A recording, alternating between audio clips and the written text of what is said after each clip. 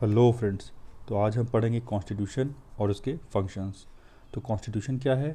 यह एक डॉक्यूमेंट है जिसमें लोगों की भावनाएं और आकांक्षाएं जुड़ी हैं, और ये एक लीगल एंटिटी मतलब एक कानूनी दस्तावेज़ है, ये डॉक्यूमेंट है। Fundamental law of the country है, एक rule book of the nation है जिसे सारा देश और समाज चलेगा। तो इसके फंक्शंस क्या क्या होंगे?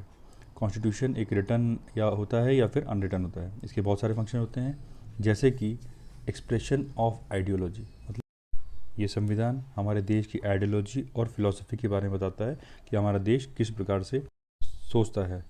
एक्सप्रेशन ऑफ बेसिक लॉ, हमारे देश का बेसिक कानून क्या होगा, ये कॉन्स्टिट्यूशन बताता है, जो कि फोकस करेगा किसी नागरिक के अधिकार, उनके बोलने का अधिकार, उनके धर्म को फैलाने का अधिकार, असेंबली, प्रेस, एक्सेट्रा।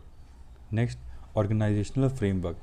तो कॉन्स्टिट्यूशन बताएगा कि हमारी सरकार काम कैसे करेगी, जैसे कि लेजिस्लेचर, एग्जीक्यूटिव, जुडिशरी, इनका रिलेशन आपस में, इनके ऊपर क्या क्या रोक लगाई गई है जिससे कि ये लोग एक्सट्रीम पावर का यूज़ ना कर सकें और हमारे देश के भले के लिए, सिटीजन्स के भले के लिए काम कर सकें। Next is levels of government, कि ये फेडरल होगी, कन्फेडरेशन होगी, मीन सारे स्टेट्स मिल के कन्फेडरेशन बनाएंगे, या ये यूनिटरी होगी। It is usually described by the constitution. ठीक है।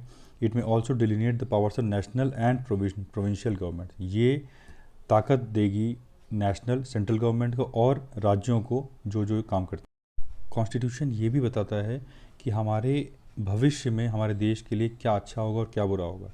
तो हमारे कॉन्स्टिट्यूशन में अमेंडमेंट के लिए भी प्रोविज़न रखा गया है। अमेंडमेंट का मतलब सुधार करे जा सकते हैं, संशोधन किए जा सकते हैं। तो it would not be possible to foretell all possibilities in future, जो फ्यूचर में क्या होने वाला है वो हम अभी प्रिडिक्ट नहीं कर सकते। इसीलिए कुछ प्रोविजंस रखे गए हैं अमेंडमेंट के लिए कॉन्स्टिट्यूशन में, जिससे कि बदलाव किए जा सकें, संविधान में संशोधन किए जा सकें और आने वाले समय के हिसाब से इसमें चेंजेस हो सकें।